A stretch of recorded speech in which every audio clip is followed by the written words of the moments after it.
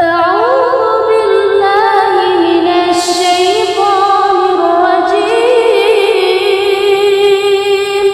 بسم الله الرحمن الرحيم بھلا تم نے اس شخص کو نہیں دیکھا جو اس غرور کے سبب سے کہ اللہ نے اس کو سلطنت بخشی تھی ابراہیم سے پروردگار کے بارے میں جھگڑنے لگا؟ جب ابراہیم نے کہا کہ میرا پروردگار تو وہ ہے جو زندہ کرتا ہے اور مارتا ہے، وہ بولا کہ زندہ میں بھی کر سکتا ہوں اور مار بھی سکتا ہوں۔ ابراہیم نے کہا کہ اللہ تو سورج کو مشرق سے نکالتا ہے، آپ ذرا اسے مغرب سے نکال دیجئے۔